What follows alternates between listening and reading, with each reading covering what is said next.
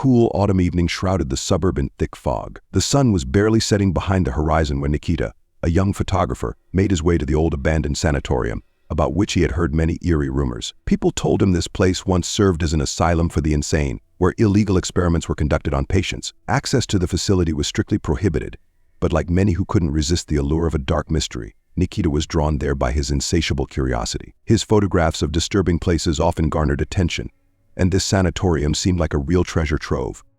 The fog thickened as he approached the building, and it seemed as if time itself slowed down when he crossed the invisible boundary at the entrance. The old building loomed before him, majestic and terrifying. The windows were shattered, the brick walls cracked, and the roof had collapsed in several places. The area in front of the entrance was overgrown with moss and weeds, adding to the gloomy atmosphere. Nikita raised his camera and took his first shot as soon as he stepped onto the threshold.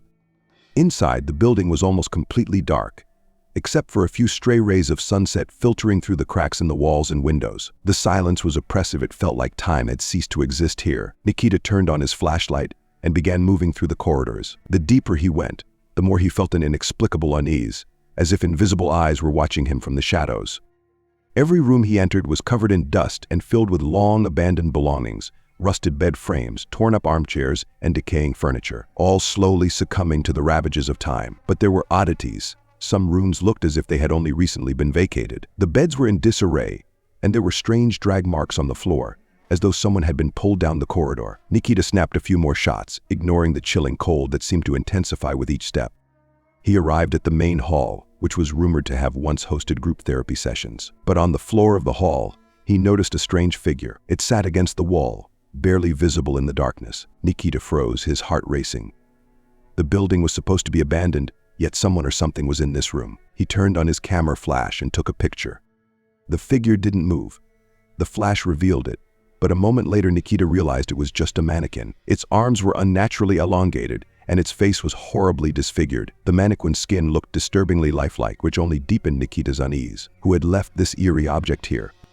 Suddenly, he heard a noise behind him, like a door creaking open. He spun around, his flashlight illuminating the dark corridor, but there was no one there. His breathing became shallow, his heart beating wildly. Nervously, he began walking back, trying to ignore the strange sounds and the growing cold. But something was changing.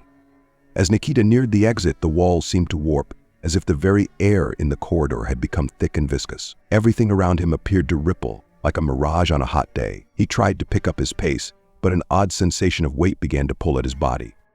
When he finally reached the lobby, the door through which he had entered was closed. This was impossible. He had left it slightly ajar. He rushed toward the door, but as he neared, it slammed shut with a deafening creak right in front of his face. Panic surged through him.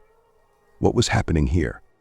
Nikita turned around, and his eyes met dozens of figures standing along the walls. They stood still, silent, but their eyes, dark and hollow, were fixed directly on him. Among the figures were those he had seen in his photos, and new ones, even more grotesque. Were they former patients?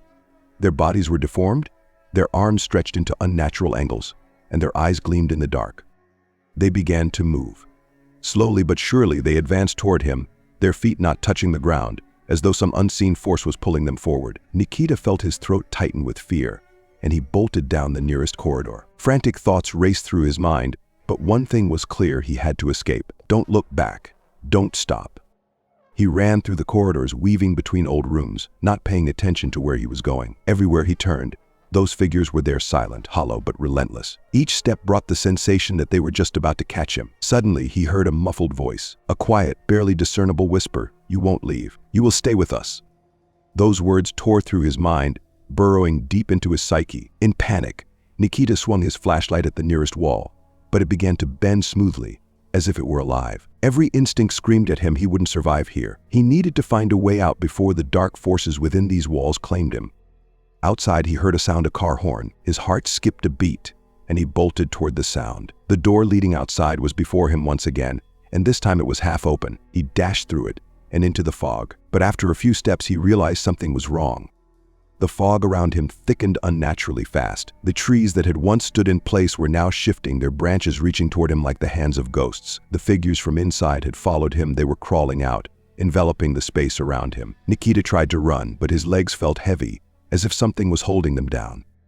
The fog grew denser, the figures closer, and the whispers became deafening. Stay with us. At that moment, Nikita realized there was no way out. The sanatorium wouldn't let him go. No matter how hard he tried, no matter how fast he ran, this place had become his trap, his eternal prison. With his final breath, he saw the sanatorium's walls disappear into the fog, and an endless field, covered with silent figures, unfolded before him. The hollow eyes stared at him, and the whispers grew louder and louder until they swallowed him whole.